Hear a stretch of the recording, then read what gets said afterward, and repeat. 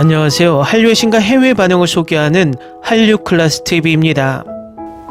오늘은 한국인들에게 K-팝은 단순한 즐거움 그 이상입니다. 권력의 문제입니다라는 1908년에 창간된 미국 언론 크리스천 사이언스에 실린 한류 기사를 살펴보겠습니다.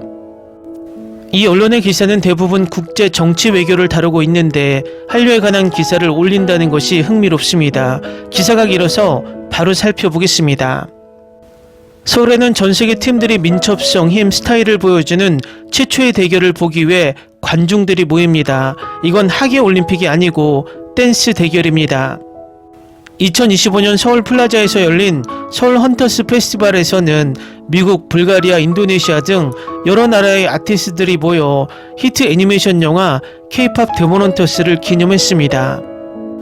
댄스 단체들은 영화의 원곡 사운드 트랙에 맞춰 에너지 넘치는 안무를 선보였고 노래와 태권도 시연이 교차했습니다. 각 에피소드 사이에는 참가자들이 24시간 편의점에서 판매되는 매운 즉석라면 등 한국 문화에 좋아하는 부분에 대해 이야기했으며 영화에서도 두드러지게 등장했습니다. 우리가 이 글을 쓰는 이유는 소프트파워는 군사력을 대체할 수는 없지만 한 나라의 국제적 위상을 크게 강화하는데 큰 역할을 할 수 있다는 것을 알려주기 위함입니다. 한국의 K-팝 영향력을 보면 알 수 있습니다. K-팝 데몬 헌터스는 단지 이 영화의 성공뿐만 아니라 지난 수십 년간 한국이 축적해온 엄청난 소프트파워의 눈부신 성장을 보여준 것이었으며 이재명 대통령은 이제 이를 활용하기를 희망하고 있습니다. 그는 이번 달 한국의 문화 수출을 촉진하기 위해 새로운 대통령 자문기구를 출범시켰으며 경주에서 열린 에이펙 정상회의의 중심 주제로 K-팝 문화를 다루었습니다. 한국 지도자들은 고난과 식민주의 역사에서 비롯된 한국인들의 깊은 창의력이 이제 국가를 지키는 데 도움을 주고 있다고 믿고 있습니다. 한국 무기 수출이나 방위산업 협력에 관해서 한국의 대통령은 많은 나라가 소프트파워 때문에 한국의 높은 신뢰나 믿음을 둔다고 말합니다. 그는 국가 전체에 대한 애정을 키움으로써 K컬처는 궁극적으로 국가 안보에 기여할 수 있으며 이는 우리가 한국을 더 안전한 곳으로 만들 수 있다는 뜻이라고 덧붙입니다. 한국은 전통적으로 하드파워가 부족했습니다. 역사 대부분 동안 가난한 나라였으며 주변 세력의 침략을 자주 받았습니다. 오늘날에도 인구가 줄어드는 나라와 북쪽에는 핵무기 경쟁자가 있습니다. 하지만 음악, 영화, TV, 비디오 게임의 국제적 성공은 국제적인 위상을 높이는 데 기여했습니다. 세계의 K문화 집착은 1997년 아시아 금융위기로 한국 경제가 마비된 이후 시작되었습니다. 지도자들은 한국의 경제를 다각화해야 한다는 것을 알고 있었습니다. 동시에 중국에서는 새로운 한국 음악과 TV 프로그램이 인기를 얻고 있었고 기자들은 코리안 웨이브, 한류라는 용어를 만들었습니다.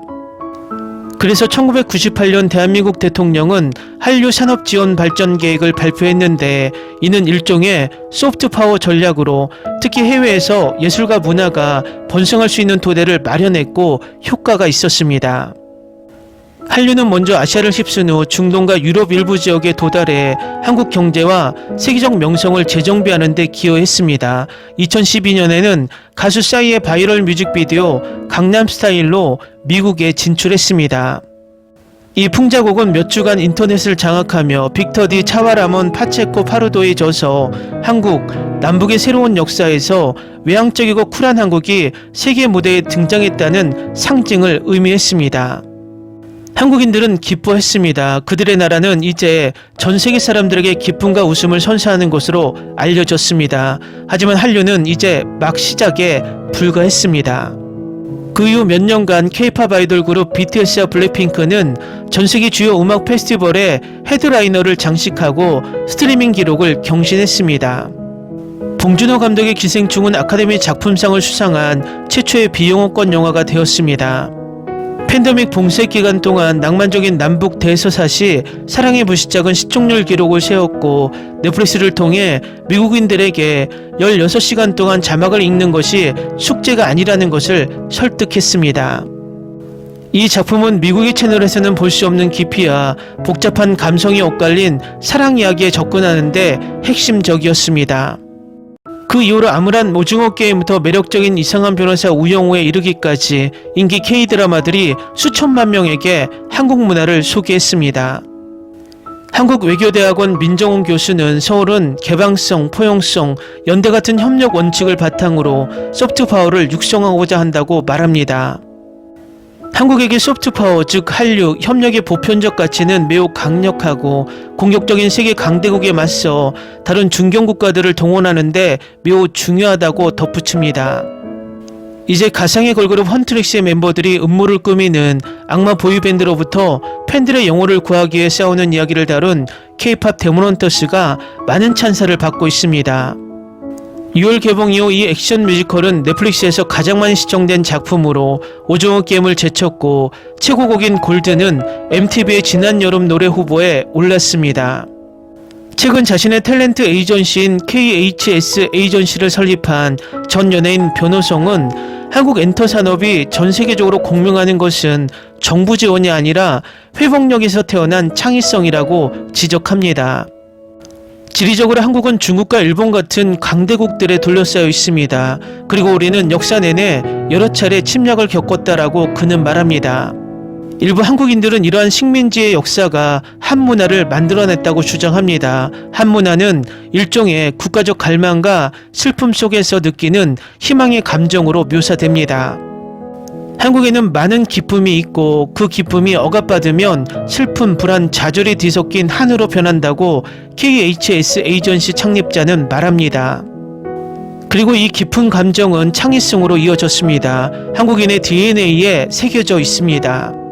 로이 연구소의 아시아 파워지스는 아시아 국가들이 자원을 글로벌 영향력으로 얼마나 잘 전환하는지 비교하며 한국을 이 지역에서 가장 높은 과잉성과 국가 중 하나로 평가합니다. 이는 소프트파워에서 실력 이상으로 강력한 성과를 내고 있음을 의미합니다. 한편 북한은 로이 연구소에서 가장 최악의 저성취 국가 중 하나입니다. 권위주의 정권은 방대한 군사 및 핵무기를 개발했지만 외교적 경제적 고립으로 인해 잠재력을 완전히 발휘하지 못하고 있다고 보고서는 전합니다.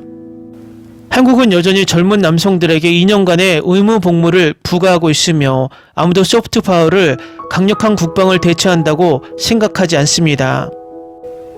그럼에도 불구하고 한국의 문화 수출은 해외에서 호의를 증진하는 핵심 수단이었으며 외교정책 전문가들과 국방 관계자들은 호의가 실질적인 변화를 만든다고 말합니다. 다파의 석 소장이 전 세계를 여행할 때 그가 만나는 사람들은 한류 덕분에 이미 한국 문화에 익숙해져 있어 비즈니스 및 안보 관계를 더 발전시킬 수 있다고 말합니다. K컬처는 일종의 양념과 같다고 그는 말합니다. 파트너십에 풍미를 더할 수 있다라고 덧붙입니다. 워싱턴이 점점 고립주의적 외교 정책을 수용하고 베이징이 모스크바 및 평양과의 관계를 심화함에 따라 이러한 문화적 기반은 더욱 중요해질 가능성이 큽니다. 이번 달 이틀간의 에이펙 회의는 도널드 트럼프 대통령과 시진핑 중국 주석이 모두 참석했습니다. 이는 이 새로운 지역 역학을 헤쳐나갈 수 있는 한국의 시험대가 되었습니다. 한국은 약간의 K-팝이 큰 도움이 된다는 것을 이미 알고 있습니다. 기사 잘 보셨나요? 이제는 해외 연예 매체뿐만 아니라 정치 외교 전문지에서도 한류 기사를 다룰 정도로 한류는 대세로 자리 잡고 있는 모습입니다. 그리고 우리나라 전문가의 입을 빌려 이야기하지만 한류 국책설을 주장하지 않게 되는 한류 기사들이 조금씩 보여서 긍정적입니다. 솔직히 요즘 전세계 부동의 일강이라는 막강한 소프트파워를 자랑했던 미국의 소프트파워가 흔들리고 있다는 것은 전 세계에서 미국의 드라마 영화 소비가 줄어들고 있다는 것으로 증명됩니다. 과거 미드와 미국 영화들이 나오면 학수고대하고 기대하던 설렘들이 요즘 모두 사라졌습니다. 요즘은 또 재탕 삼탕 너무 우려먹는구나란 생각밖에 하지 않습니다. 개인적인 생각이지만 요즘 넷플릭스에 올라오는 미드를 끝까지 본 기억이 없습니다. 상대적으로 이 소비시장의 빈 공간을 한국 드라마, 영화가 신압으로 파고들고 있다는 것도 사실입니다.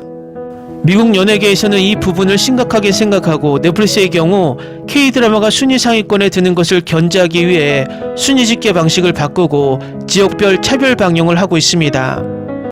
결국 넷플릭스가 이 정도까지 하는 이유는 미드가 흔들리는 것을 막기 위해서지만 그들도 전 세계에서 막대한 이윤을 내고 있는 미국의 소프트 파워가 줄어들까봐 노심초사하는 모습이기도 합니다.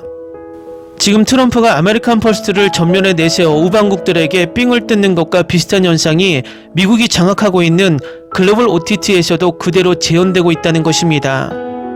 벌써 넷플릭스가 바꾼 새로운 순위집계 방식으로 K드라마가 미드보다 인기가 없는 것처럼 전세계 시청자들이 가스라이팅 당하고 있고 일부 한국 시청자들도 이미 가스라이팅을 당해 넷플릭스에서 1위도 못한다며 K드라마를 폄하하는 사람들도 적지 않게 생겨나고 있습니다. 결국 우리 소프트파워는 우리가 지키는 것입니다. 지속적으로 넷플릭스 꼼수 순위 집계에 대해 지적해야 하고 우리도 빨리 국산 글로벌 OTT를 출범시켜 우리의 드라마를 우리의 OTT로 전 세계에 서비스해야 합니다.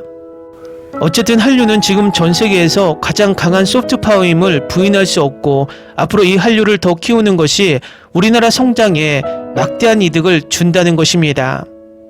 재밌게 잘 보셨나요? 여러분의 구독, 좋아요, 댓글, 알림 설정은 영상 제작에 큰 힘이 됩니다. 이 영상을 보신 모든 분들 항상 대박 나시고 행복하시길 바랍니다.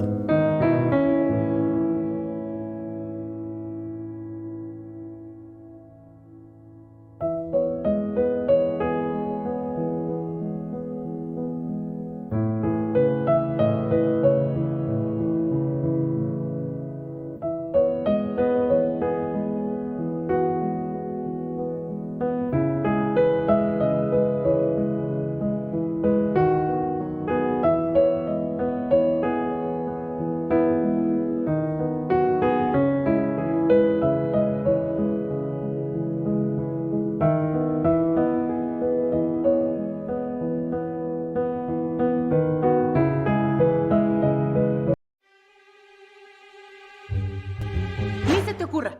Olvida el ganso y los tomates. No hables de las ballenas. No es un acuario. No actúes como tonta. Sé que eras una genio. ¿Sí? No vayas a presumir, a la gente no le gusta eso. Y no digas cosas sin sentido. Y bueno, ¿terminamos? Hasta pronto. Abogada, tengo mucha curiosidad por conocerla.